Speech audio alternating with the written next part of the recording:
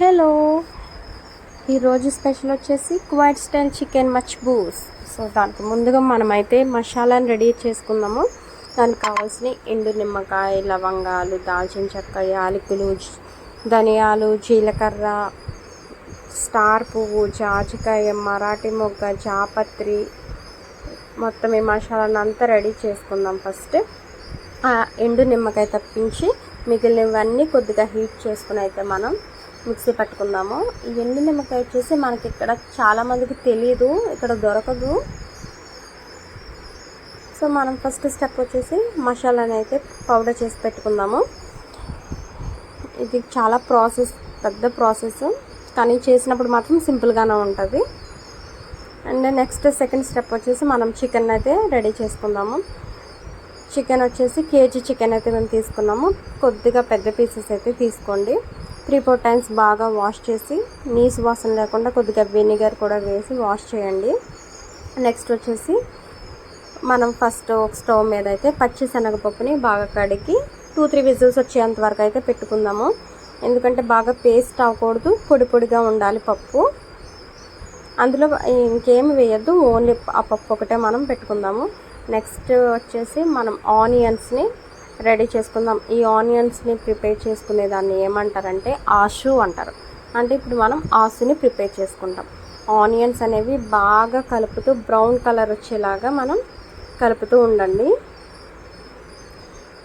దానిలో కొద్దిగా సాల్ట్, అలాగే ఒక స్పూన్ మసాలా పౌడర్ కూడా వేసి మాడకుండా కొద్దిగా వాటర్ వేస్తూ కలుపుతూ ఉండండి. బాగా బ్రౌనిష్ కలర్ అనేది రావాలి.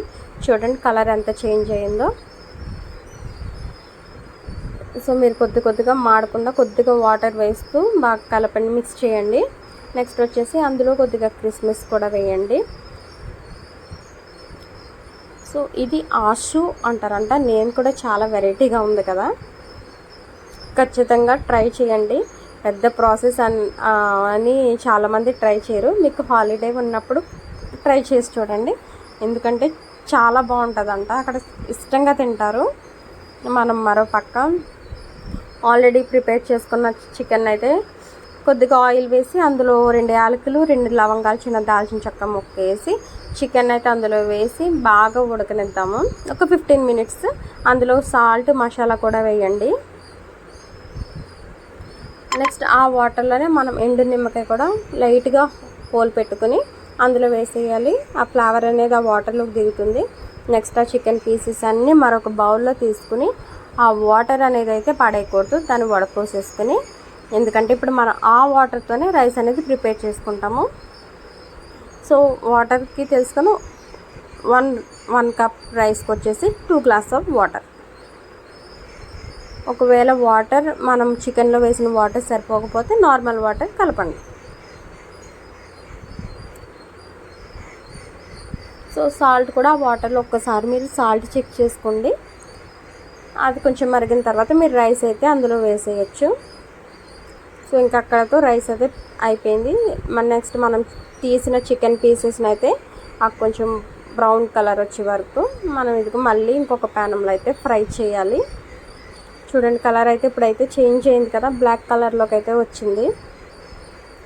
స్మెల్ చూస్తే ఖచ్చితంగా టేస్ట్గా ఉంటుంది అని నాకు అనిపిస్తుంది.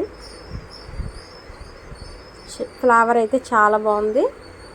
యాక్చువల్గా దీనికోసం అయితే కర్రీ మీ ఇష్టం, ప్రిపేర్ చేసుకోవాలనుకుంటే ప్రిపేర్ చేసుకోండి, లేకపోతే వాళ్ళైతే చట్నీస్తో తింటారంట. ఇప్పుడు ఆల్రెడీ నేను రైస్ తీసేసాను మా వాడి కోసం, వాడికి అప్పుడే ఆకలి వేసేస్తుందంట. అండ్ ఇది వచ్చి డక్కూస్ అంటారు. ఈ టొమాటోస్తో చేసింది. 1/2 కేజీ టొమాటోస్ని మిక్స్ చేసేసుకుని ఈ కన్సిస్టెన్సీ వచ్చే వరకు మనం బాగా హీట్ చేసుకుందాము.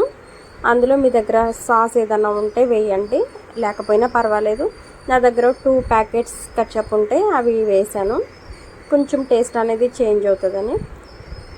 నెక్స్ట్ వచ్చేసి అక్కడతో ఆ టమాటా డక్కూస్ అనేది అయితే కంప్లీట్ అయిపోయింది.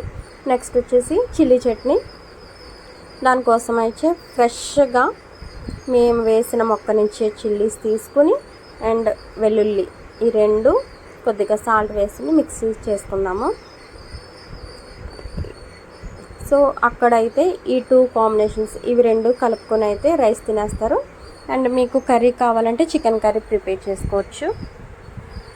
సో చూసారు కదా, స్మెల్ అయితే చాలా బాగుంది. నేనైతే ఆల్రెడీ మా వాడైతే తినేసాడు, బయట నచ్చినట్టుంది. సో మీరు కూడా ఖచ్చితంగా ట్రై చేయండి. వీడియోకి అయితే ఖచ్చితంగా లైక్ చేయండి, ఛానల్ని సబ్స్క్రైబ్